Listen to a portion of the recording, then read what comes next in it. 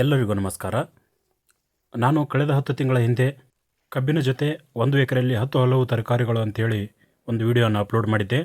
ಈಗ ಈ ವಿಡಿಯೋದಲ್ಲಿ ಈ ಕಬ್ಬು ಬೆಳವಣಿಗೆ ಹಂತದ ಕೆಲವೊಂದಿಷ್ಟು ತುಣುಕುಗಳನ್ನು ಹಾಕಿದ್ದೇನೆ. ನೀವಿಲ್ಲಿ ಗಮನಿಸ್ಬೋದು. ಇದು ವಿಸಿ ಫಾರ್ಮ್ ಮಂಡ್ಯ 517 ತಳಿ.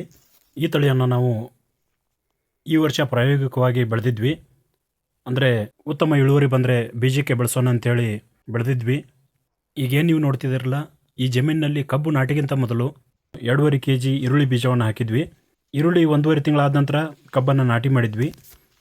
ಮುಖ್ಯ ಬೆಳೆಯಾಗಿ ಕಬ್ಬಿನ ಜೊತೆ ಈರುಳ್ಳಿ, ಟೊಮೆಟೊ, ಬದನೆ, ಮೆಂತೆ, ಕೊತ್ತಂಬರಿ, ಸಬ್ಬಸಿಗೆ, ಮೆಣಸು, ಅದರ ಜೊತೆಗೇ ಎಲೆಕೋಸು, ಈ ಎಲ್ಲ ತರಕಾರಿ ಬೆಳೆಗಳನ್ನ ಬೆಳೆದು ಮನೆಗೆ ಬೇಕಾದಷ್ಟನ್ನು ಬಳಸಿ ಉಳಿದಿದ್ದನ್ನು ಮಾರಿದ್ವಿ.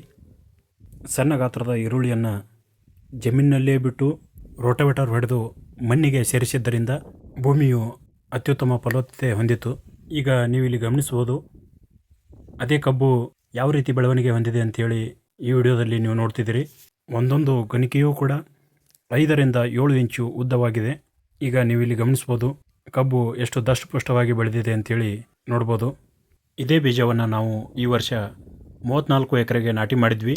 ನಾಟಿಯನ್ನು ಯಾವ ರೀತಿ ಮಾಡಿದ್ವಿ ಅಂತೇಳಿ ಮುಂದಿನ ವಿಡಿಯೋದಲ್ಲಿ ನಿಮಗೆ ತೋರಿಸ್ಕೊಡ್ತೇನೆ.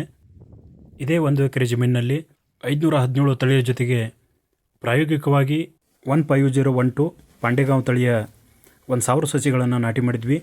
ಈ ತಳಿಯು ಮಹಾರಾಷ್ಟ್ರದ ದಕ್ಷಿಣ ಭಾಗ ಹಾಗೂ ಕರ್ನಾಟಕದ ಉತ್ತರ ಭಾಗ, ಅಂದರೆ ಉತ್ತರ ಕರ್ನಾಟಕ ಭಾಗಕ್ಕೆ ಅತ್ಯಂತ ಯೋಗ್ಯವಾದ ತಳಿಯಾಗಿದೆ.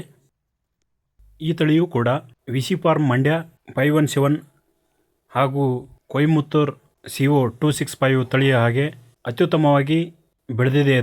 ಈ ತಳಿಯು ನಮಗೆ ಅತ್ಯುತ್ತಮ ಅನಿಸಿದ್ದರಿಂದ ಇದನ್ನು ಸಹಿತ 4 ಎಕರೆಗೆ ನಾಟಿ ಮಾಡಿದ್ವಿ. ಅಂದರೆ 1000 ಏನು ಸಸಿ ತಂದು ನಾಟಿ ಮಾಡಿದ್ವಿ, ಅದರಿಂದ ಬಂದ ಕಬ್ಬನ್ನು 4 ಎಕರೆಗೆ ಬೀಜವನ್ನಾಗಿ ಬೆಳೆಸಿದ್ದೀವಿ.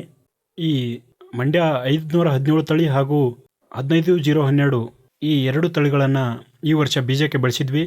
ಅಂದರೆ ಒಟ್ಟು 38 ಎಕರೆ ಕಬ್ಬನ್ನು ನಾಟಿ ಮಾಡಿದ್ವಿ. ಅದರಲ್ಲಿ 34 ಎಕರೆ ವಿಸಿ ಫಾರ್ಮ್ ಮಂಡ್ಯ 517 ತಳಿ ಹಾಗೂ 4 ಎಕರೆ ಪಾಂಡೆಗಾಂವ್ 15012 ತಳಿಯನ್ನು ನಾಟಿ ಮಾಡಿದ್ವಿ. ಇದನ್ನು ಯಾವ ರೀತಿ ನಾಟಿ ಮಾಡಿದ್ವಿ ಹಾಗೂ ಇದರ ಬೆಳವಣಿಗೆಯ ಸಂಪೂರ್ಣವಾದ ಮಾಹಿತಿಯನ್ನು, ನಾವು ಕಬ್ಬು ಬೆಳೆಯುವ ಸಂಪೂರ್ಣ ಪದ್ಧತಿಯನ್ನು ಮುಂದೆ ಇದೇ ಯೂಟ್ಯೂಬ್ ಚಾನಲ್ನಲ್ಲಿ ಹಂತ ಹಂತವಾಗಿ ಅಪ್ಲೋಡ್ ಮಾಡ್ತೀನಿ. ಧನ್ಯವಾದಗಳು.